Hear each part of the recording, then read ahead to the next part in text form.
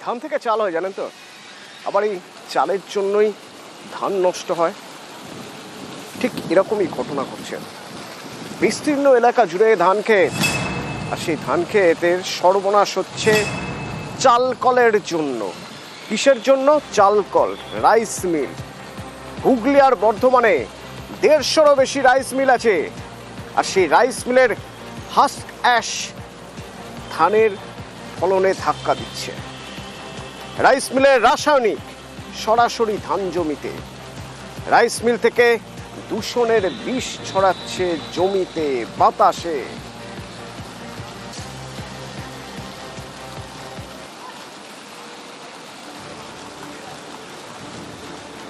ঠিক কি হচ্ছে, কত ঠিক কিভাবে নষ্ট হচ্ছে জমি? প্রথমত, মিলের রাসায়নিক মিশছে জমিতে।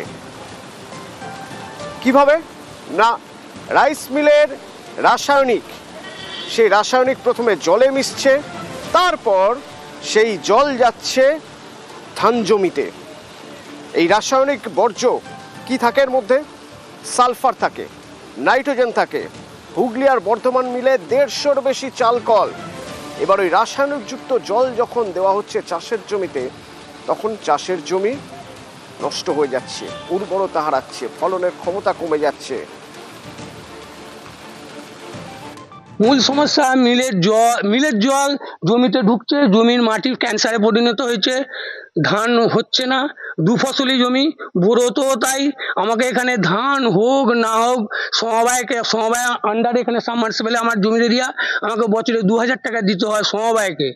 এটাই আজকে নয়, আজ 7 থেকে 8 বছর এই সমস্যায় ভুগছি। এখন চাইছি আমার উপযুক্ত জমির জল নিকাশি হোক এবং ফসলটা যেন ফলে, এইটাই আমার জীবিকা। তারা এখন বলছে তুমি পলিউশন দপ্তর রিপোর্ট করো না, আমরা পেয়ে গেছি, ওটা কি বলে, দূষণের কাগজ পেয়ে গেছি, আমাদের আর দরকার নেই, তুমি যা করছো করো, আমরা যেভাবে চালাচ্ছি চালাই।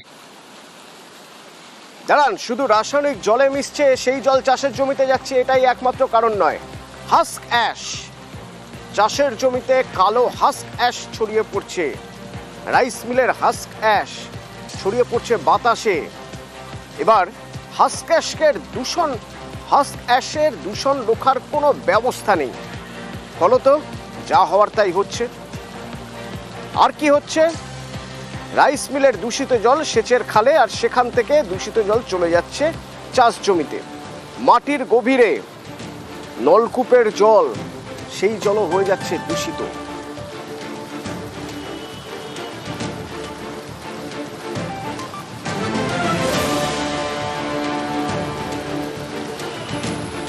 মিল করতে গেলে যে পলিউশনের যে রুলস অফ রেগুলেশনগুলো মানার দরকার, ওনারা একটাও কিছু মানেননি। যত সব পচা জলগুলোকে মাঠের মধ্যে দিয়ে ছেড়ে দিচ্ছে, সেই জল জমিতে ঢুকে জমির ধান নষ্ট হয়ে যাচ্ছে, চাষিরা ধান পাচ্ছে না। গ্রামের মানুষ মানে পাশের জ্বালায় অতিষ্ঠ, তারা চলাহাঁটা করতে পারছে না। চলাহাঁটা করতে গেলে, এই রাস্তা দিয়ে যাতায়াত করতে গেলে লোকের চোখে মানে সে অন্ধ হয়ে যাওয়ার জোগাড়। বহন করার জন্য যে খরচটা হবে, সেই খরচটা বাঁচানোর জন্য তারা টোটাল সন্ধ্যের পর থেকে অ্যাশগুলোকে টোটাল ওই মেশিনের সাহায্যে চিমনির মাধ্যমে উড়িয়ে দিচ্ছে। গ্রামের মানুষের প্রচুর ক্ষয়ক্ষতি হচ্ছে। আমরা পলিউশন দপ্তরে জানিয়েছিলাম, বিডিওকে জানিয়েছিলাম, পঞ্চায়েতকে জানিয়েছিলাম, ডিএমকে জানিয়েছিলাম, কিন্তু কাজের কাজ কিছুই হয়নি। রাজ্যে যে এতগুলো চাল কল বা রাইস মিল রয়েছে, এই প্রত্যেকটা থেকে এভাবে যদি দূষণ ছড়ায়, তাহলে এবার বুঝুন কি অবস্থা হতে পারে। আচ্ছা, কেন এইভাবে দূষণ ছড়াচ্ছে? এটা নিয়ন্ত্রণের কোনো উপায় নেই। দূষণ নিয়ন্ত্রণ পর্ষদ কি করছে?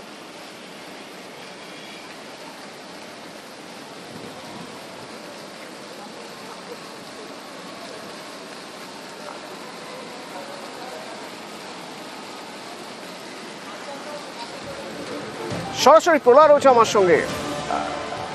নিয়ম কানুন কিচ্ছু মানা হচ্ছে না, কিভাবে হচ্ছে?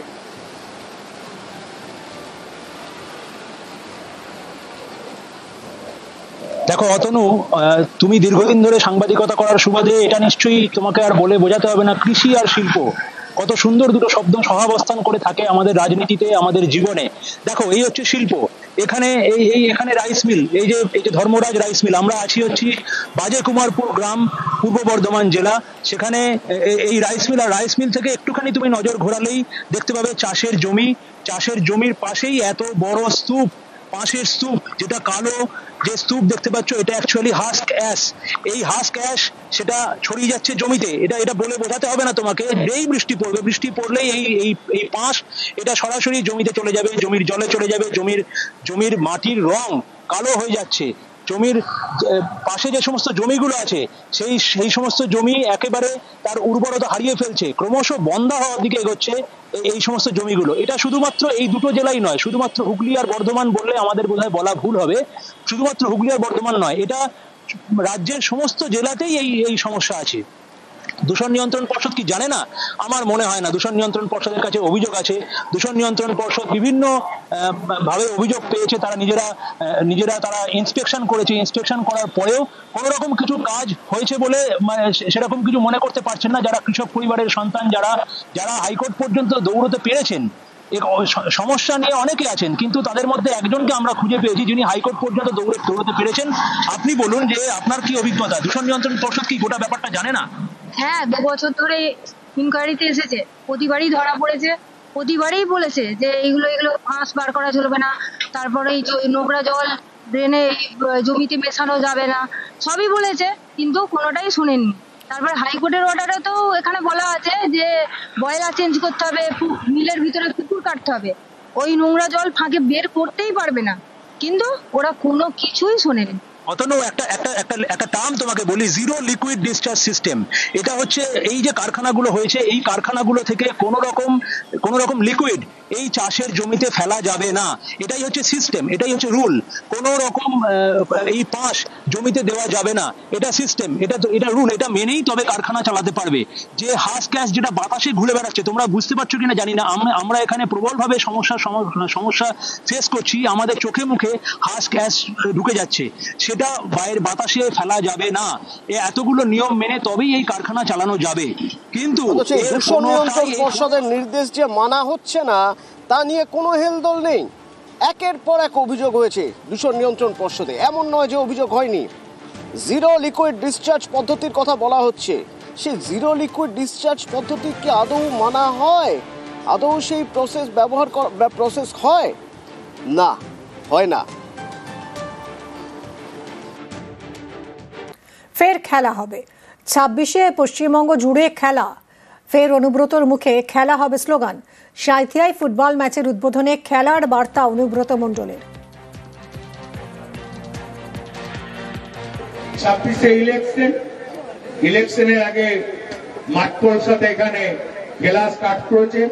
গোটা পশ্চিমবাংলা জুড়ে খেলা হবে, চিন্তা করেন না, খেলা 100 বার হবে এবং আপনারাও খেলবেন, আমরাও খেলবো, সবাই মিলে একসঙ্গে খেলবো এবং জয়লাভ করব, কথা দিয়ে গেলাম। খেলে হারবো না, খেলে জিতবো।